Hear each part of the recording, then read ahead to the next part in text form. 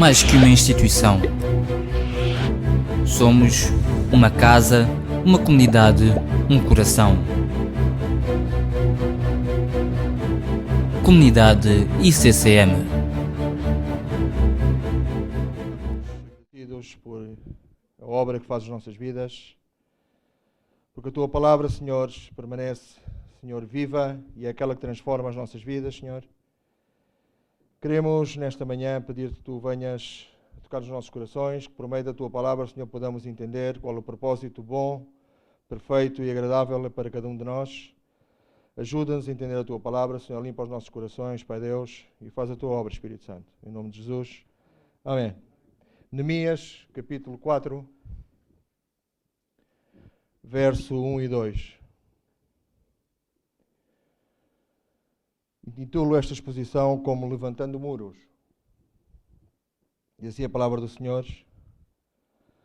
Ora, quando Sanbalate ouviu que edificámos o muro, ardeu em ira, indignou-se muito e escarneceu os judeus, e falou na presença dos seus irmãos e do exército de Samaria, dizendo: que fazem estes fracos judeus? Fortificar-se-ão, oferecerão sacrifícios, acabarão a obra num só dia, vivificarão os montões de pó, as pedras que foram queimadas. Quando Deus depositou no coração de Neemias, do profeta Neemias, o erguer os muros da cidade dos seus pais, foi, segundo aquilo que consigo discernir da leitura do livro de Neemias, foi um dos períodos da vida de Neemias onde ele teve mais complicações e mais lutas. Sabemos todos que Neemias era o copeiro do rei, era um homem relevante dentro do seio do poder daquele então. E então foi a partir daquele momento, quando ele realmente sentiu no seu coração que era o tempo de ir ajudar os seus, de ir a restaurar os muros da sua gente, ainda que ele não habitaria no meio deles, mas houve aquele depósito de Deus no seu coração que o fez realmente levantar, orar a Deus, jejuar diante de Deus e buscar realmente o conselho a Deus, e então decidiu partir. Mas foi nesse período que começaram a vir grandes problemas à vida de Neemias. Saber de antemão que aquele propósito que fez Neemias sair debaixo daquele bem-estar onde vivia normalmente, não tinha sido vontade de homem, ainda que foi uma mensagem levada pelos homens, mas realmente foi porque Deus tinha utilizado aqueles homens para levar-lhe a mensagem de que os muros estavam destroçados, as portas tinham sido queimadas. Neemias teve que ultrapassar as diversas dificuldades que lhe foram surgindo. Prudentemente, Neemias tomou a iniciativa de manter em silêncio o projeto que Deus tinha depositado no seu coração. Apenas Deus e o próprio Neemias sabia o que é que realmente era necessário fazer. E Neemias tinha aquilo guardado no seu coração, de forma que nunca andou a propagar aos quatro tempos aquilo que iria fazer. Foi então que Neemias convocou o grupo de homens que escolheu-os e que deveriam de ajudá-lo na reconstrução desses muros. Rapidamente, Neemias pôs em prática aquilo que Deus tinha depositado no seu coração. O mais interessante, penso eu, de ponderar e meditar é que quando Neemias iniciou as obras da reconstrução dos muros, foi quando, de uma forma imediata, quase ao mesmo tempo, os inimigos se levantaram contra ele. Começaram a aparecer as invejas, começaram a aparecer as calúnias, as difamações, inclusive foram proferidas palavras de maldição a Neemias. Neemias teve que enfrentar muitas tempestades, foi um homem sujeito a escárnio durante todo aquele percurso da reconstrução dos muros. Tudo fizeram os inimigos para impedir que Neemias deixasse de levantar ou que deixasse de levar avante toda aquela obra que o Senhor tinha depositado no seu coração.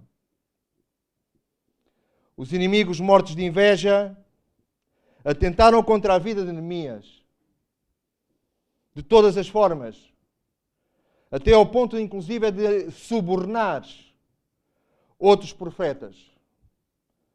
Diz em Neemias 6, do 9 ao 13, pois todos eles nos procuravam atemorizar, dizendo, as suas mãos hão de largar a obra e não se efetuará. Mas agora, ó Deus, fortalece as minhas mãos.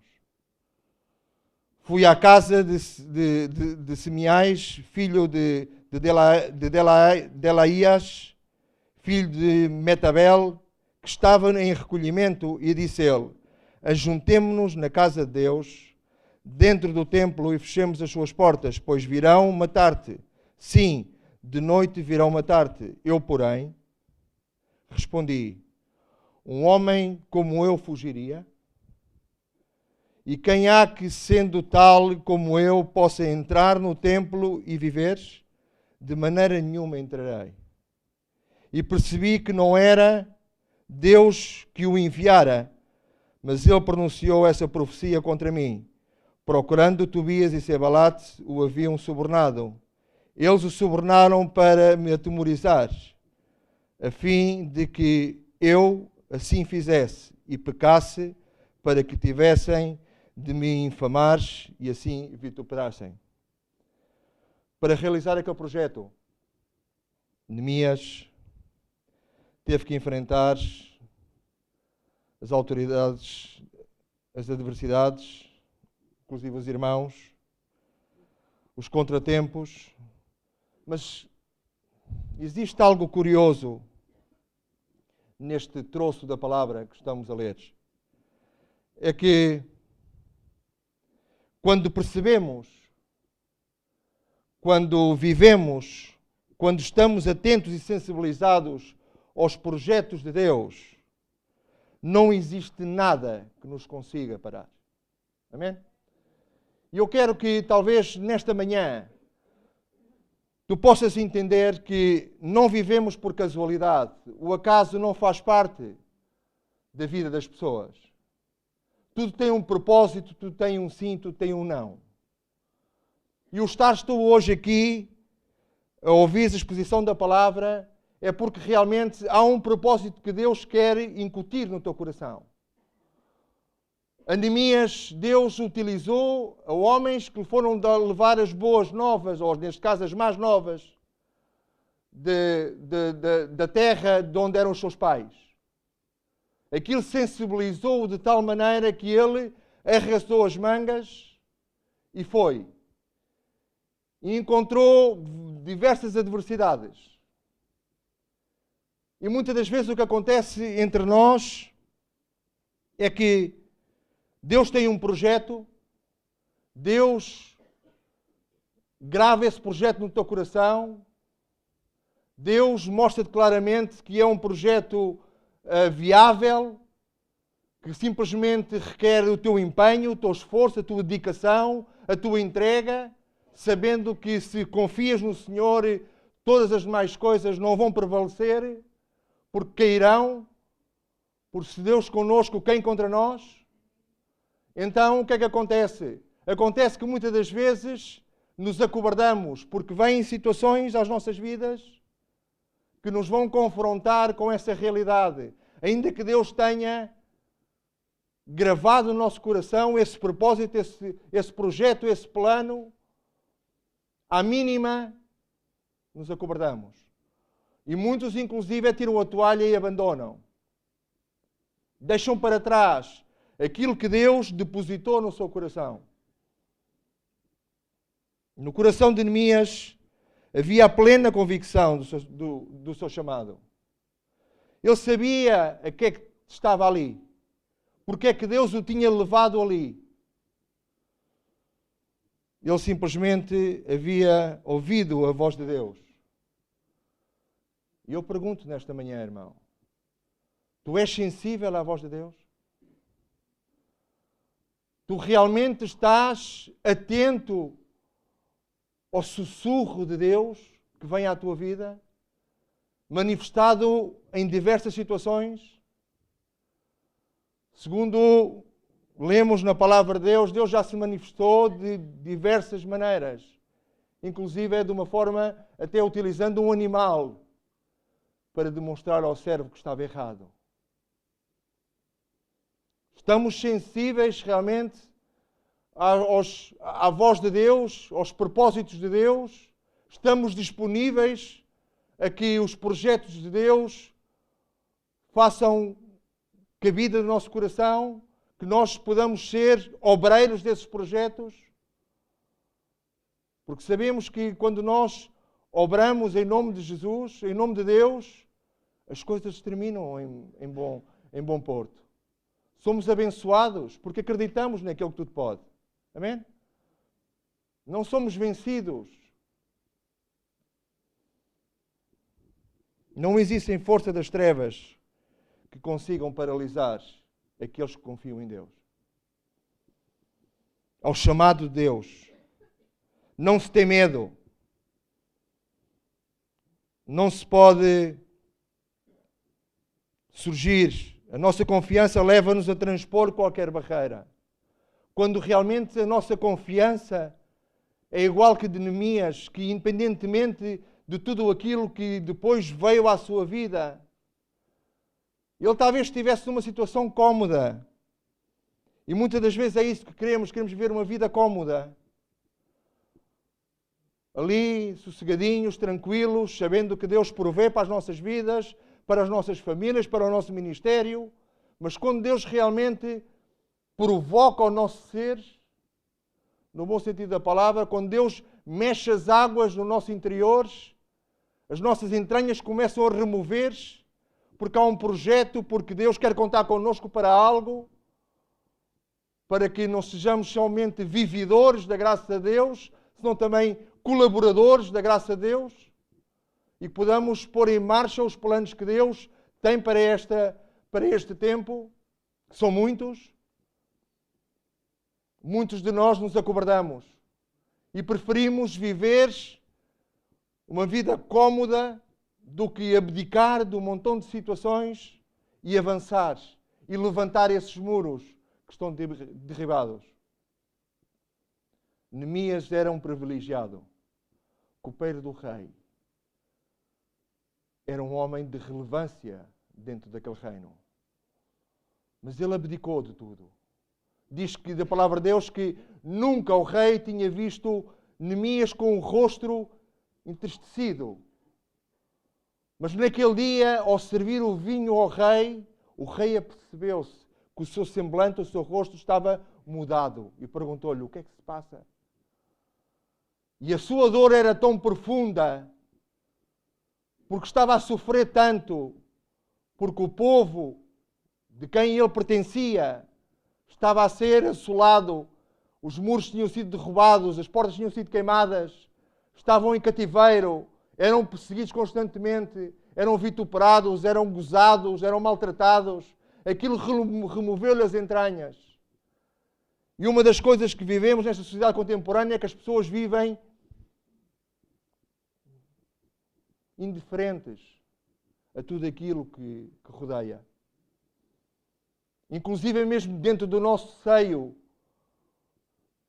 muitas das vezes vemos irmãos e irmãs que necessitam de um ombro, necessitam de uma palavra, necessitam de um aconchego, necessitam de um ânimo, e passamos de largo.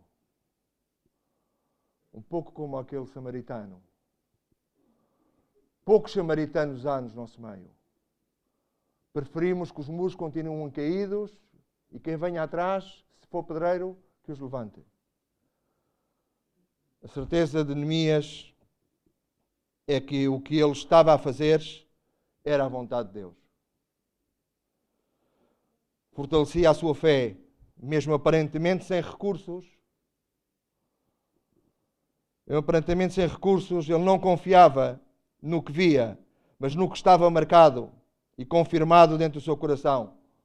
Diz a palavra de Deus em 2 Coríntios 5:7, porque andamos por fé e não por vista. Amém? Quando os invejosos enviaram recados para desviar a atenção de Neemias, para tirá-lo da posição em que Deus o tinha posto, tentando afastá-lo do seu foco principal, ele corajosamente respondeu.